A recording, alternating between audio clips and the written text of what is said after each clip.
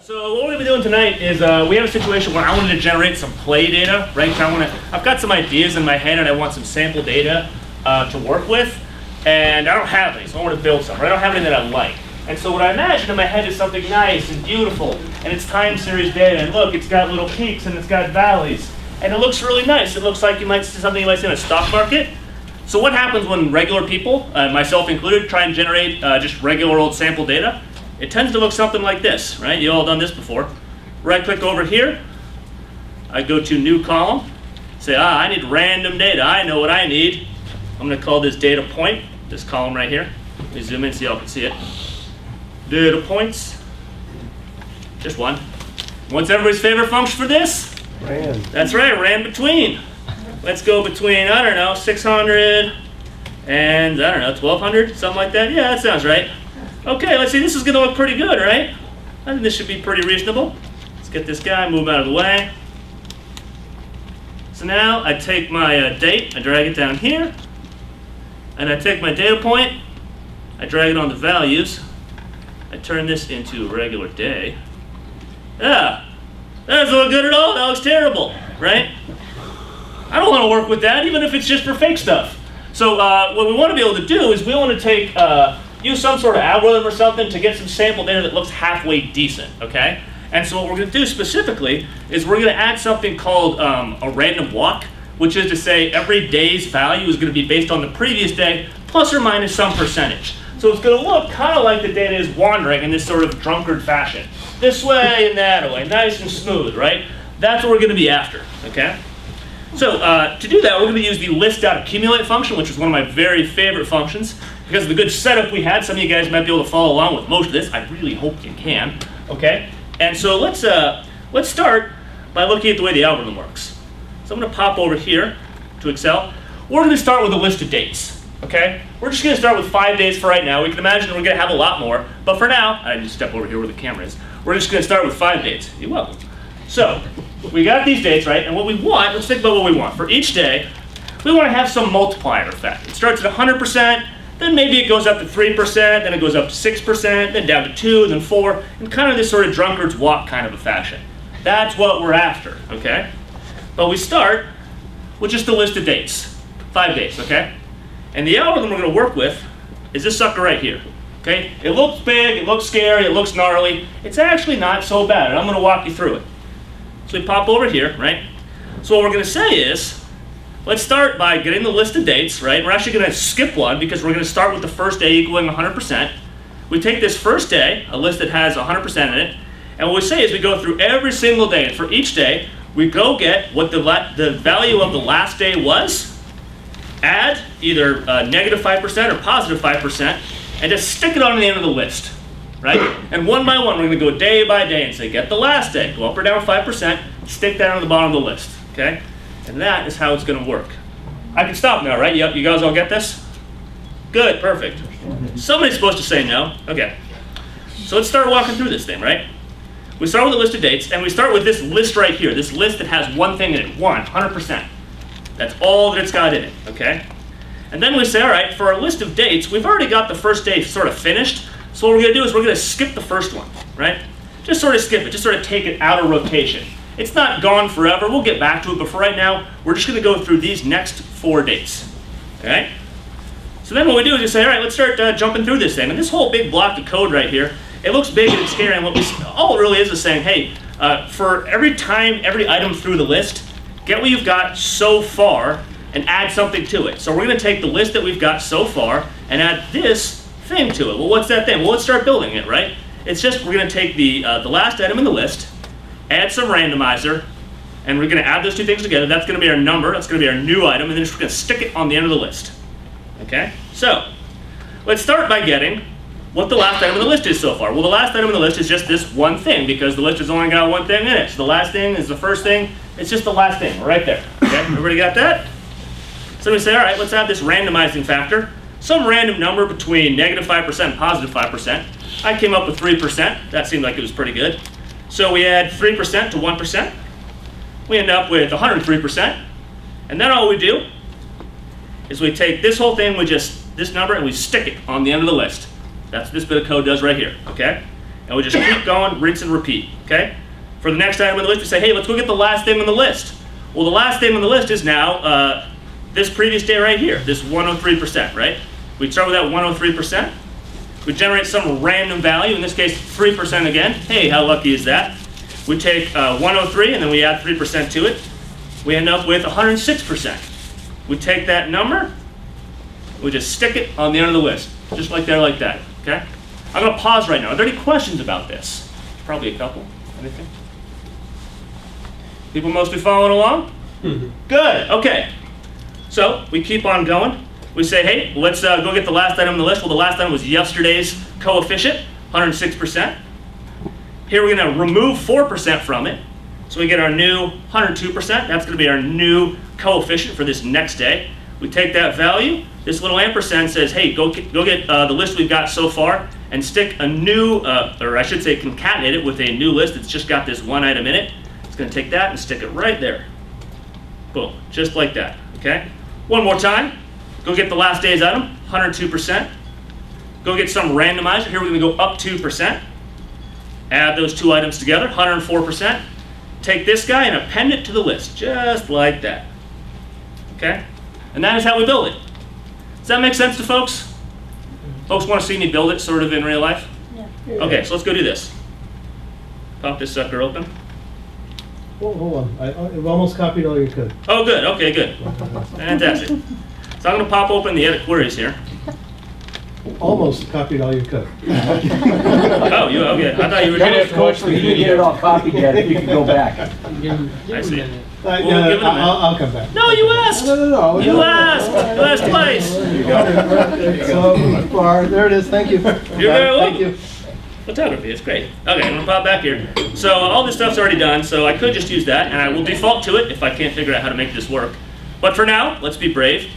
I'm gonna head over here at home. I'm gonna go to New Source, do a blank query. A blank query. Blank query, blank slate. It's so scary. So we're gonna start by getting a list of dates. So we're gonna do list.dates, right? And all this does is generate a list of dates. So we start with the first argument. What's our first date? So we're gonna do a date.from. Thank you. Right? And we're gonna do say, hey, let's just pick something 2018. Start with January 1st, right? Now notice that this here is a text string, right? So what I have to do is I have to wrap the whole thing in this date.from to convert the text string to an actual date value. That's gonna be our first date on the list, okay?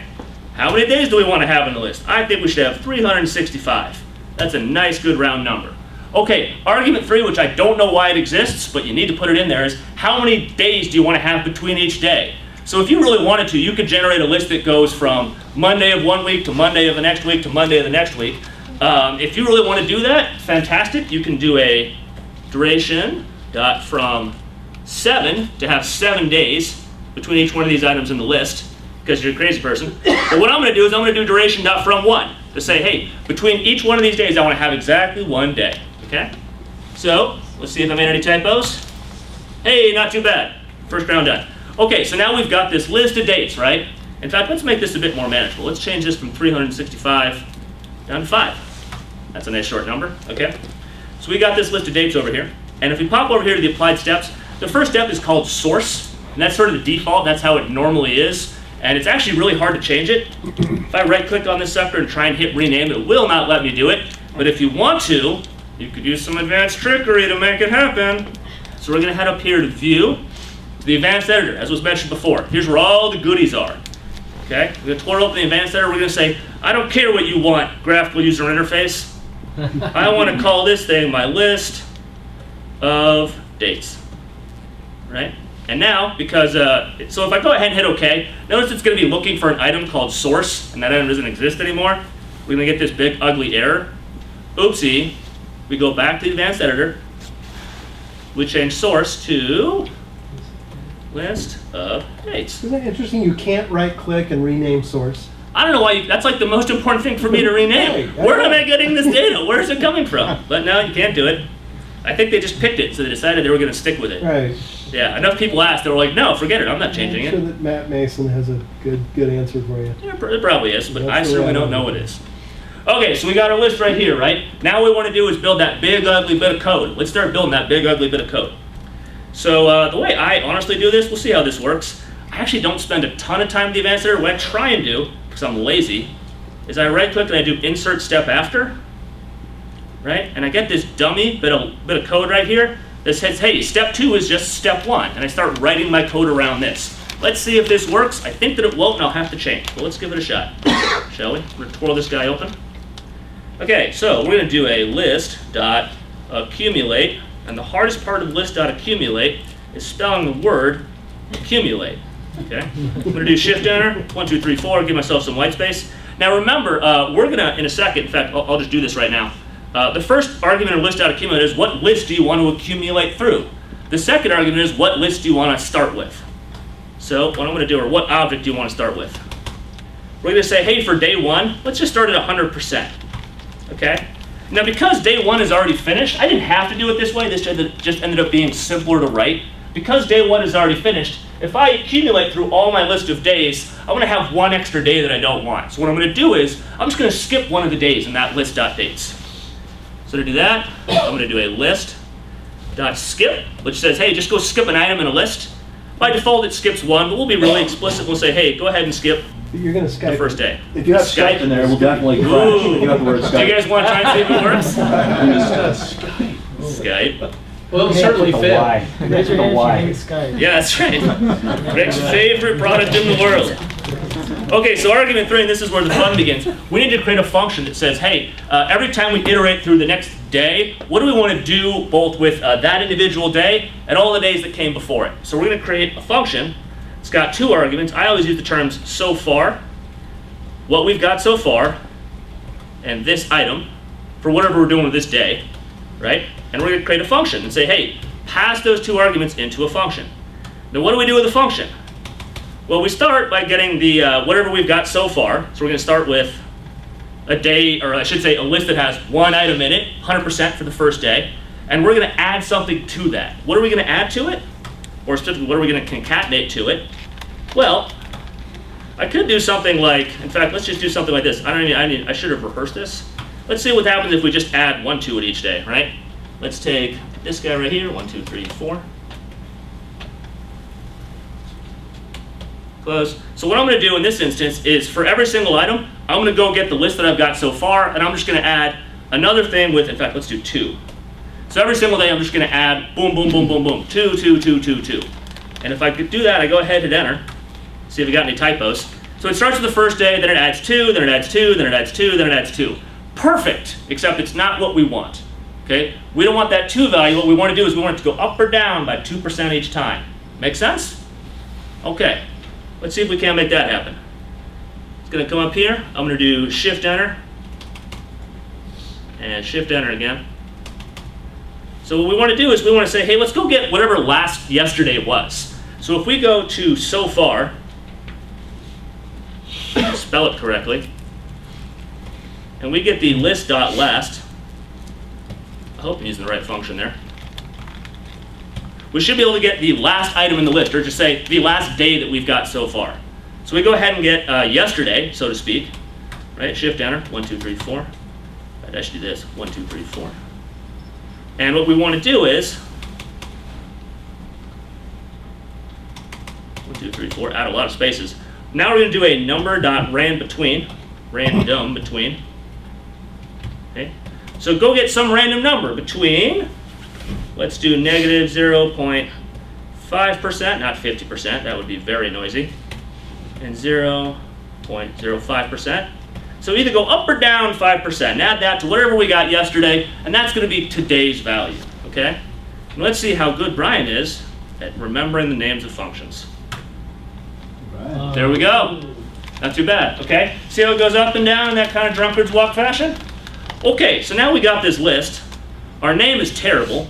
Let's right click here, instead of calling this custom one, let's call this random walk.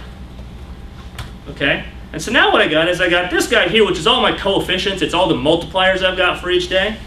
And if I come over here, I got all my dates. Well, what I want to do is I want to take both of these lists and combine them together like it's a table.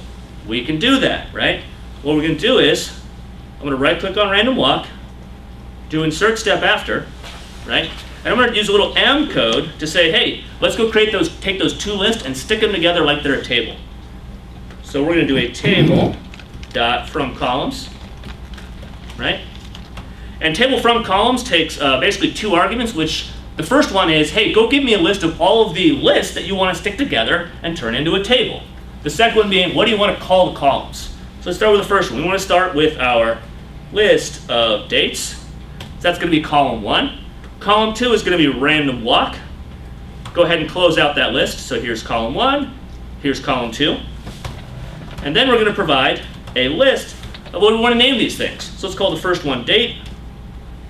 And let's call the second one, I don't know, coefficient. Coef, because I can't spell coefficient. Okay, there we go. And once again, let's see how good my memory is. Hey, there we go. Now we've got our dates and our coefficients. All we got to do, if I was better, I'd know how to do this with the M code. I'm going to change these to type date and change this to type number, and I'm good to go. Now, if I head back here to my list of dates, let's change this from 5 to like, I don't know, 365. Takes a little longer to spin. And now I've got my list of randomized data, okay? What I do at this point is I multiply that coefficient by some base number so that I can actually get what my daily sales is or whatever, right? And if you want to get kind of fancy, the impetus for this, what you actually do is you do that exact same logic, but rather than doing it out here, just sort of the advanced editor, you do it as custom columns for a table. Let me show you what I mean. Pop back over here. Here's the actual sample data I was trying to get at. Here's what it looks like if you do a good job. Here's what it looks like if you do a bad job, right? I'm going to hit edit queries. So what I did is, see, I think it's under products what? Yeah, so we start with, we've got a products table, dim products, right? I remove everything but my product code, which is to say my key, right? And then what I do is I add a list that's all the dates. So for every single product, I've got my list of dates, right? Then I add my random walk list right here, which is the same bit of code I had before. I create that table out of it, so now for every single product, I've got a table of randomized data, right? You remove everything but your code. Wait, you guys can't even see that. You remove everything but your code and your table of randomized data. Like if I peek in here, I can see here for my large coffee, I can see it starts here at 100%, it sort of does that normal random walk thing. And then you hit the bunny ears, and it blows it out, right? Then you take this and you bring it back to your fact table. So you say, hey, for each one of these products, for every day I want to multiply that product's value times this value percent right here. And that's how you get that random walk behavior for your table. Okay, I think I lost everybody with this last session. Forget I talked about that last stuff. Are there any questions for everything before that?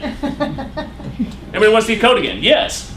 Brian, what was the use case that you decided to go through and do this? I told you I was going to give you useless information tonight. The use case was I wanted sample data that was going to be smaller than AdventureWorks, and I didn't know where to find it. Okay. No, let's get really honest here. You know, Brian had to produce a utilization report. You know, for me over the last 12 months, and we wanted something that looked convincing. Yeah. So you notice there's a nice upward trend, but you have to have just enough randomness so he knows that I'm not lying. Well, and seriously, I mean, I'm tasked with doing a customer demo, you know, and I need to come up with some mock-up data so I can show functionality. I mean, you guys do this all the time. Yeah. I mean, like, sometimes you just need sample data, right? You know what's really fun? I've got a better version of this. Because I got that random walk, we'll see if we can get it to work. Because it's random, sometimes it walks straight through the floor, so I don't actually correct for that. So let's right-click on the revenue table here. I'm going to refresh it.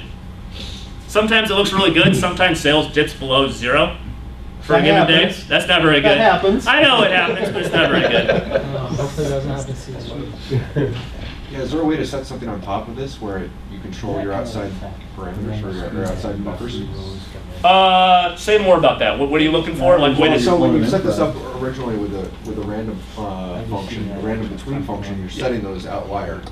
You're setting your outside limits. Yeah. Is there a way to do that with this? You know, just like walk sort of on things from SQL motivate to a Server and parameter, you say mean? network, Yeah. that's typical. Yeah, you just create a new query that basically is my lower and upper limits for my random walk. Then you can change it in one place, and it changes all over your model. Does that sort of make sense? Kinda, yeah, I'd have to play with Okay, it. we should talk more after. I want to make sure I answer your question correctly. Okay. Hey, it didn't walk through the floor. Sometimes it'll walk through the floor, right? If you want to, if anybody's got their cell phone handy, I do have a version of this. This is, I think, did I get this right? This one, I use that, remember how we talked a second ago about the idea that you could have these lists and it makes your code really efficient and really, really good to look at? Here I use basically a variation on that. Technically this is not a list, but a record, but it's the same thing. It's the same kind of idea, right? We've got this little bit right here, and what it does is it detects how far away from 100% it is, and it sort of makes it less powerful as it gets further and further away.